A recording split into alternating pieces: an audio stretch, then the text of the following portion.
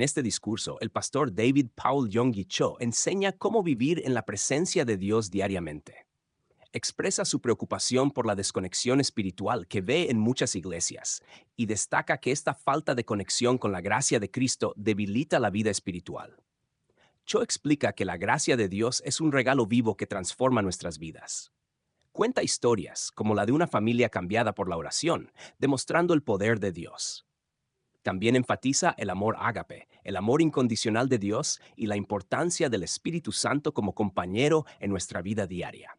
Cultivar esta relación es esencial para vivir una fe vibrante y constante. Este mensaje del pastor Yonggi Cho ha sido una verdadera bendición para mi vida. Me ha recordado lo esencial que es vivir cada día en la presencia de Dios y mantener viva la gracia de Cristo en nuestro corazón. Las historias que compartió sobre la transformación a través de la oración realmente me inspiraron a buscar más a Dios en mi vida diaria. La forma en que explicó el amor ágape y la importancia del Espíritu Santo como compañero me ha dado una nueva perspectiva. Gracias, Pastor Cho, por esta enseñanza tan profunda y poderosa. Luis Ramírez lo elogió. Pastor David Poyong Cho, como experimentar Deus diariamente. Alguns anos atrás, eu viajava por vários países. Em certo país, preguei cerca de 30 vezes a grupos que contavam com um total de mais de 25 mil pessoas. Embora alguma destas reuniões tivessem resultados espirituais duradouros, fiquei grandemente perturbado pela condição da maioria das igrejas nesse país. Havia muitas igrejas lindas, mas aos domingos quase todas encontravam-se vazias. Até mesmo os crentes que iam à igreja pareciam inquietos e desambientados, mais como um grupo de órfãos que uma família de crentes. Muitos desses crentes eram gente boa, mas seu conhecimento da vontade de Deus para suas vidas era limitado e sua alegria parecia ainda menor. Haviam parado de permitir que Cristo vivesse e vibrasse em suas lidas diárias. Perderam de vista a necessidade de experimentar a Deus diariamente. Uma vez que Deus não era uma realidade vibrante em seu viver diário, todos os problemas pareciam maiores. Não estavam continuamente sintonizados com a voz que lhes daria a direção correta. Iluminavam suas vidas cristãs com uma lâmpada de 40 watts. Embora o poder de Deus lhe desse eletricidade suficiente para iluminar seu mundo todo. E tal acontece, muitas vezes, com cada um de nós. Nós, os crentes, temos ouvido com frequência a respeito da graça de Cristo. Esta palavra tinha um conteúdo vivo no começo de nosso viver como crente, embora ela ainda agrade ao ouvido. Há muito ela tem se tornado apenas uma expressão teológica. No grego, graça é charis. Quando os gregos mais experientes veem um lindo cenário, uma montanha alta e verde com regatos cristalinos, dizem charis.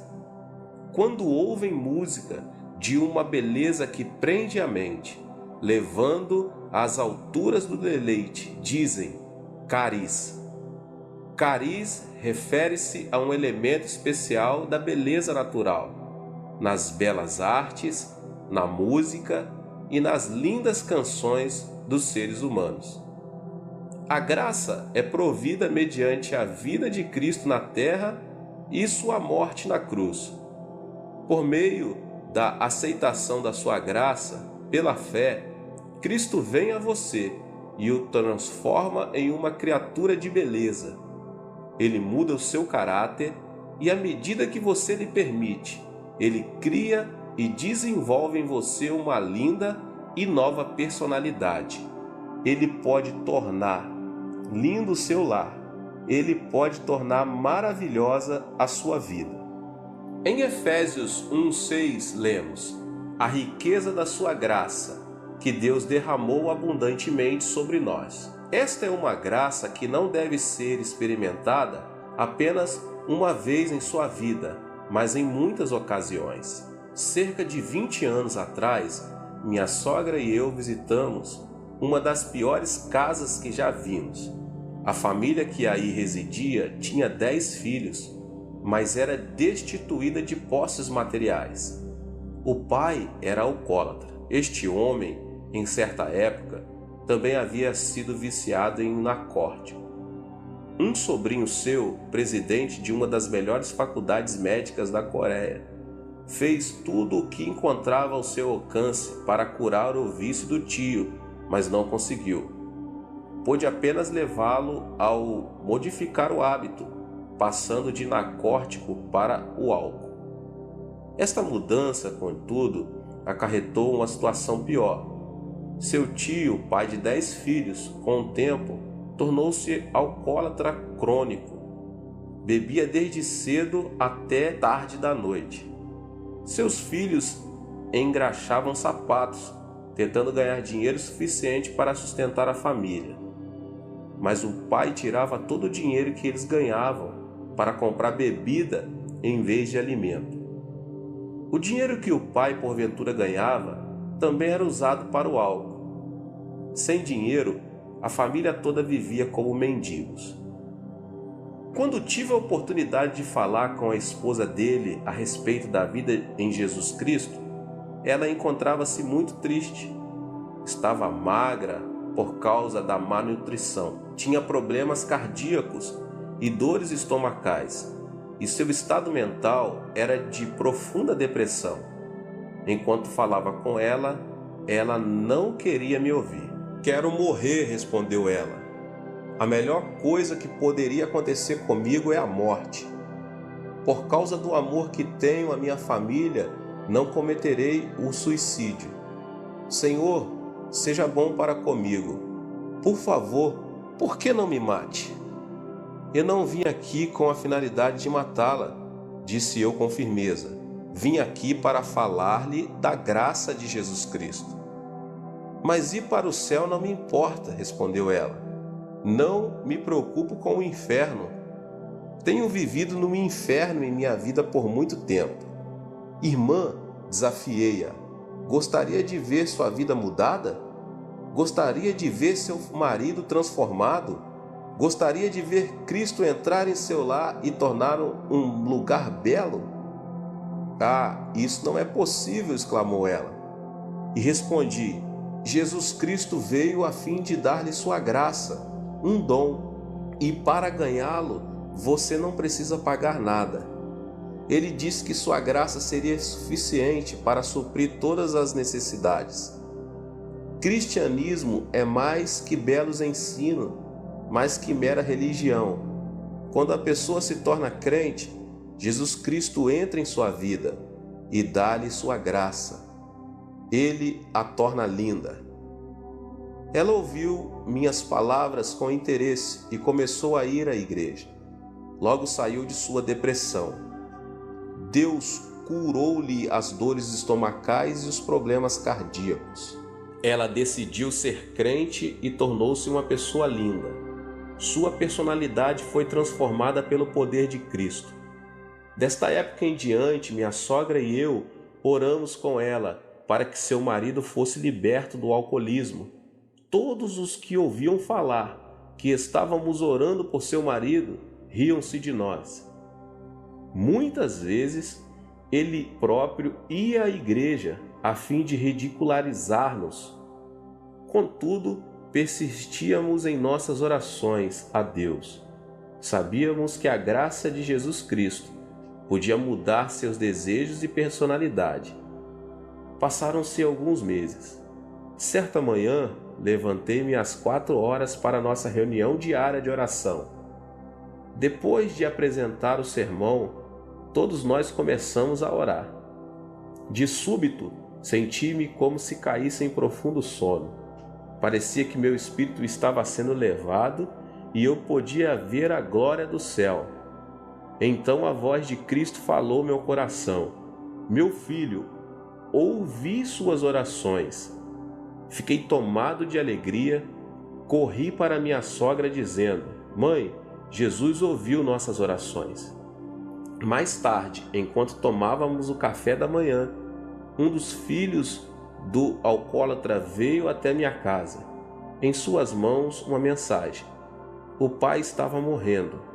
Fiquei espantado. Foi naquela manhã que Cristo me havia dado a certeza de que ele ficaria bom. Minha sogra e eu corremos para a casa deles. Lá encontramos um homem próximo à morte. Sua esposa disse-nos tristemente: ele tem gritado a noite toda, está morrendo e ameaça matar-nos a todos. Enquanto o ouvia gritar, pude perceber alguma coisa a mais. Ele não morria de verdade. Satanás, contudo, tinha se apoderado de sua vida e mente, levando-o a pensar e a agir como se a morte logo seria uma realidade. Assim, unimos-nos e oramos, repreendendo o espírito de Satanás. Reivindicamos a vitória em nome do Senhor Jesus Cristo. Então sentimos a linda presença do Senhor. Instantaneamente o homem caiu em um profundo sono.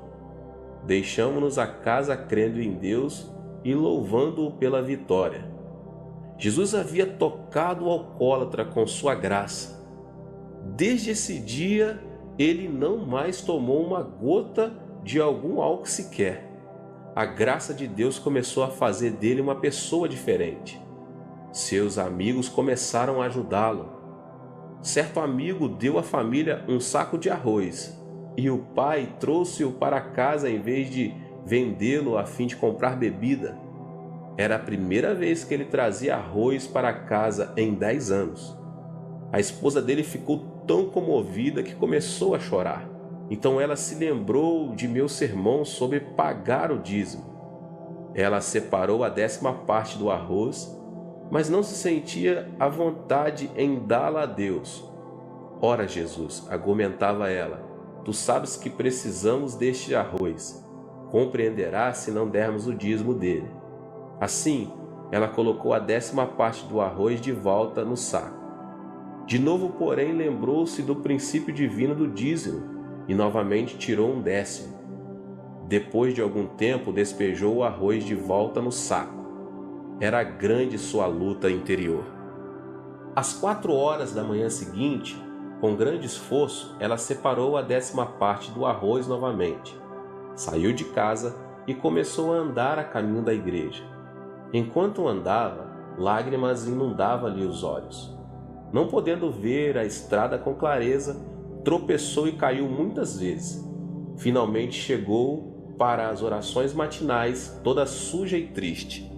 Entregou o arroz, caiu ao chão e chorou. Ela parecia tão triste que me deu vontade de dar-lhe o arroz de volta. Mas não o fiz. Ela tinha que aprender os princípios básicos da vida cristã. Tinha que aprender a experimentar a graça de Cristo diariamente. Então oramos juntos e abençoei-a em nome de Jesus.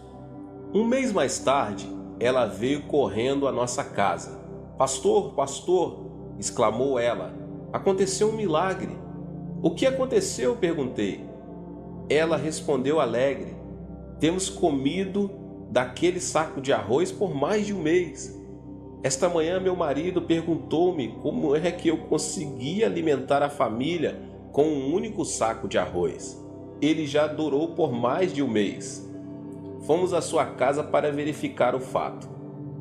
Havia exatamente um 10º, a quantia de seu dízimo restante no saco. Toda vez que ela tirava um pouco de arroz para cozinhar, um 10º sempre permanecia. O milagre continuou até seu marido comprar outro saco de arroz. Assim que comprou outro, o primeiro se esvaziou.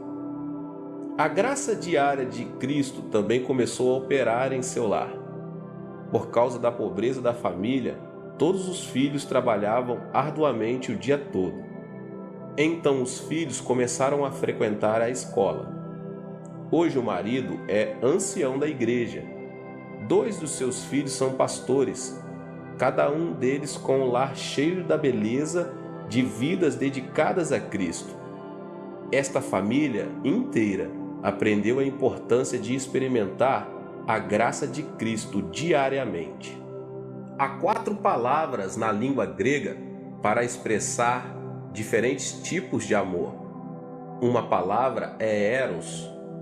Este é o tipo de amor que sentimos pelo sexo oposto. Amo muito a minha esposa e ela também me ama. Quando me encontro fora, em viagem evangelística no exterior, procuro escrever-lhe uma carta todos os dias. Contudo, posso perceber alguns sentimentos egoístas em nosso amor, pois há momentos em que desejo que ela me ame ainda mais do que a amo. Há ocasiões em que ela deseja receber mais amor do que oferece, de modo que em certas oportunidades discutimos. Discussões essas que nascem de uma luta pelo poder, em vez da estabilidade do amor abnegado. Estou no Ministério da Palavra por mais de 2 décadas. Durante este período tenho aconselhado muitos casais com problemas conjugais. A maioria desses problemas foi causada por amor egoísta e autocentralizado. O amor de Deus é diferente. O seu não é o amor egoísta eros. Outra palavra para amor é filéu. Este é o tipo de amor que existe entre amigos. O amor dos amigos é menos egoísta, mas ainda há restrições. Enquanto a pessoa tem abundância e prosperidade, ela terá muitos amigos, mas no momento em que chega o fracasso nos negócios ou outras dificuldades, muitos amigos, um a um, a deixam. O amor filéu também falha ao enfrentar problemas. Storge é uma terceira palavra grega para amor. Este é o tipo de amor entre os pais e os filhos. Esta espécie de amor envolve um tipo diferente de dedicação. Durante a Guerra Coreana, muitas pessoas foram para Busan, no extremo sul da Coreia. A maioria das pessoas que viviam aí, minha cidade natal, eram muito pobres, com escassamente o necessário para cada dia. Era quase impossível conseguir trabalho. Desesperados pela falta de alimento, até mesmo roubávamos. Quando os soldados norte-americanos começavam a transportar carvão do porto de Busan, muitos meninos como eu subíamos nos vagões como formigas famintas. Roubávamos carvão suficiente para vender a fim de comprar alimento e roupa para passar uma pequena porção do severo inverno. Certo dia, um grupo de refugiados subiu num trem de carga para roubar carvão. Um militar norte-americano correu para eles gritando que descesse. Apavorados, pularam fora do trem. Um menino de 7 anos de idade encontrava-se no grupo que fugia. Ele começou a correr com o restante do grupo, mas viu um pouco de carvão caindo debaixo do trem. Entrou, arrastando-se debaixo do trem para retirá-lo. No momento em que ele alcançava o carvão, o trem começou a mover-se. As pessoas que estavam por perto gritaram, mas ninguém ousou salvar o garoto. Então, um senhor de meia idade correu para debaixo do trem. Com o impulso de sua força, ele empurrou a criança para fora, jogando-a de cima dos trilhos. Mas o homem já não estava seguro. A seguir, ouvimos o ruído dos ossos do homem, quebrando-se à medida que as rodas de aço estraçalhavam-lhe o corpo. O homem deu a vida por aquele menino. Era seu pai. Tal é o amor de pais cuidadosos. O amor Storge leva os pais a ações heróicas. É um maravilhoso tipo de amor, mas ele também tem seus limites. É um amor limitado aos pais e aos filhos. Na língua grega, o amor de Deus é ágape. Ágape é diferente de eros, diferente de filéu e diferente de storge. Ágape é um amor incondicional. o amor de Deus mostrado mediante a vida de Cristo e de sua morte na cruz do Calvário. Deus não nos ama porque podemos dar-lhe algo de volta. Ele não nos ama porque podemos passar horas alegres de amizade com Ele. Ele não nos ama porque tenhamos alcançado algum ponto de perfeição humana. Deus nos ama sem condições. Deus é amor e é de sua natureza amar. Cristo viveu uma vida sem pecados e de livre e espontânea vontade sofreu a morte de torturas de um criminoso por causa do amor ágape. Cristo sofreu na cruz a morte que era nossa. Por meio de Cristo, Deus provou que nos ama, a você e a mim, a despeito de nossos pecados, nossas fraquezas e do fato de não merecermos o seu amor. Se você colocar sua fé em Deus, Ele pode purificá-lo dos seus pecados e conceder-lhe o perdão. Com a ressurreição de Jesus, provou-se o poder de Deus, poder que pode dar força às nossas debilidades. Deus apresenta um convite a todos nós. Vinde a mim, todos os que estáis cansados e sobrecarregados, e eu vos aliviarei. Isto está em Mateus 11:28. O amor de Deus é amor para hoje, amor pelo qual você e eu podemos viver. Jamais tenha dúvida de que você é profundamente amado por Deus. Você tem a habilidade e o privilégio de falar diariamente com Ele, diretamente com Ele também. Não se preocupe com os pecados passados. Deus pode conceder-lhe perdão mediante a fé em Cristo. Não se preocupe com os seus fracassos. Deus pode dar-lhe a força para vencer e ter sucesso. Não se preocupe com suas insuficiências. Mediante Cristo você é fortalecido. Não se preocupe com suas frustrações. Deus mostrou que a frustração última, a morte, é impotente perante sua vontade. Grande parte da Bíblia ocupa-se com o relato do amor de Deus ao homem. Leia-a diariamente e deixe que ela fale do amor de Deus a você. Faça da oração parte de suas atividades diárias. Converse com Deus com honestidade e do íntimo do seu coração e mente. Permita que Deus lhe responda com palavras de amor e sabedoria. Deus o ama profundamente. Paulo termina a segunda carta aos Coríntios com estas palavras: a graça do Senhor Jesus Cristo e o amor de Deus e a comunhão do Espírito Santo seja com todos vocês. 2 Coríntios 13:13. Nestas palavras, o apóstolo Paulo reconheceu a importância de experimentarmos a graça de Cristo e o amor de Deus. Ele também aponta o terceiro aspecto, a presença do Espírito Santo.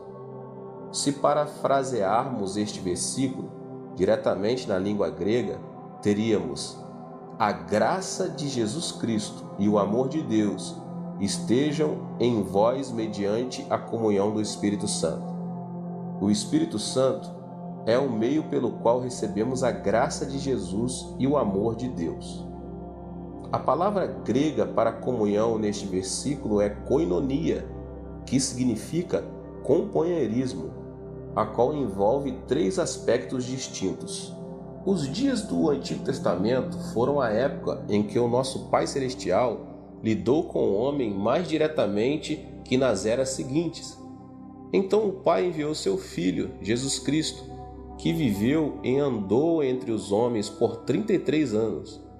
Enquanto vivia na terra, Cristo falou de outro que viria depois dele.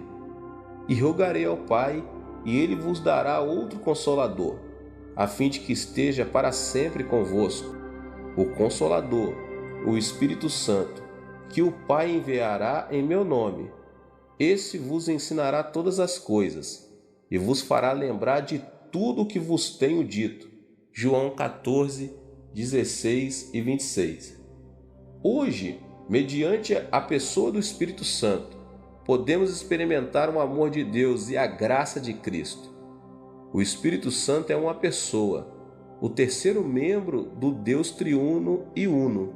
Não podemos verdadeiramente conhecer a pessoa somente por seu nome, nem mesmo mediante uma apresentação formal ou uma polida de troca de cumprimentos.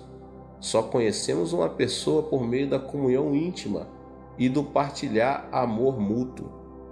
A fim de termos comunhão com essa pessoa, devemos compreender um ao outro, falar um com o outro, partilhar ideias, temores, sonhos e esperanças. A fim de experimentar Deus diariamente, é preciso que tenhamos este tipo de comunhão com o Espírito Santo. Devemos dar-lhe acolhida em nosso coração, falar com ele sinceramente e desfrutar de sua presença. Muitos seminários teológicos famosos têm enviado alunos para falarem comigo. Desejam saber o segredo do êxito de meu ministério. Minha resposta tem sido: tenho tido sucesso por causa do Espírito Santo.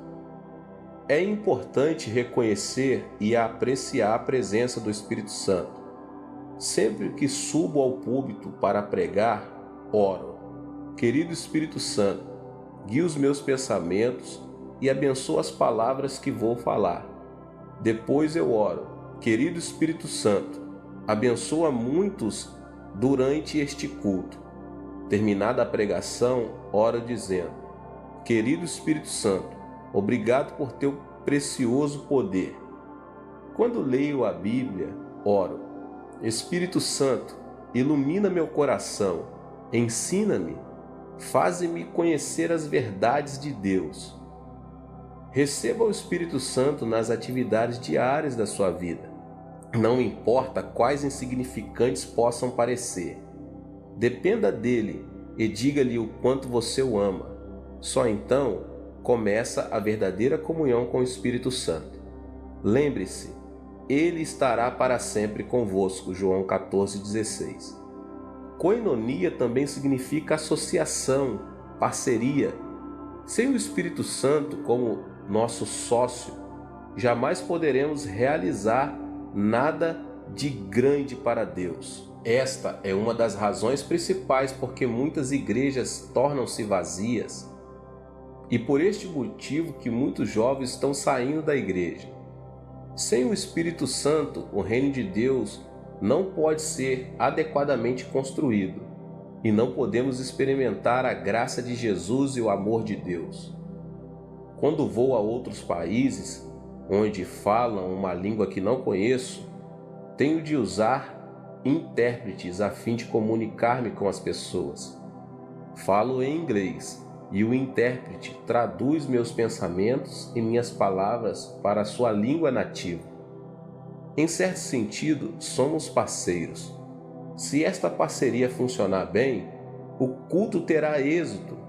Se nossa parceria for rompida, as pessoas que nos ouvem não compreenderão a mensagem e o culto será um fracasso.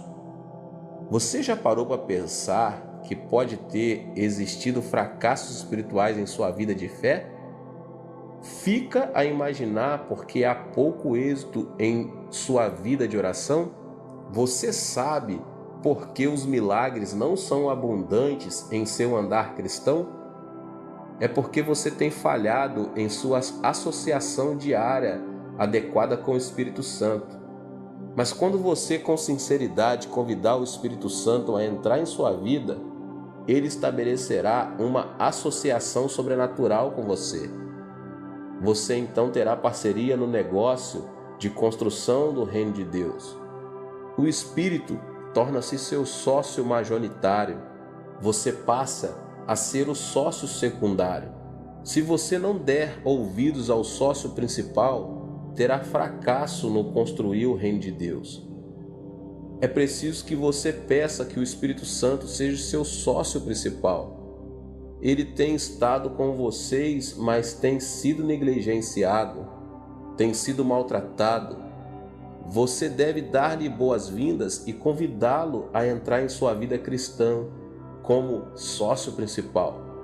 Ele orará por você. Ele orará por meio de você. Ele viverá em você e negociará com você, tornando sua vida um êxito. O Espírito Santo deseja construir o reino de Deus mediante você. Ele deseja dar-lhe o poder de Deus que somente uma associação profunda com Ele pode desenvolver. Koinonia propõe transporte. Transporte é um serviço de que todos nós necessitamos. Quando a pessoa desejar ir a outro país, geralmente vai de avião, de trem ou de carro. Até mesmo nos supermercados vemos os resultados do transporte. O alimento e legumes que aí se encontram foram trazidos de lugares distantes, e o transporte desses bens enriquece-nos a vida. A maioria de nós lembra-se da pessoa que nos trouxe muitas coisas que desejamos e de que precisamos, o transportador. Ele já nos trouxe de tudo, desde alimento até aparelhos de televisão. Embora em geral ignoremos a sua importância, ele nos trouxe coisas que tornaram nossa vida mais agradável. Em certo sentido, o Espírito Santo é o transportador de Deus.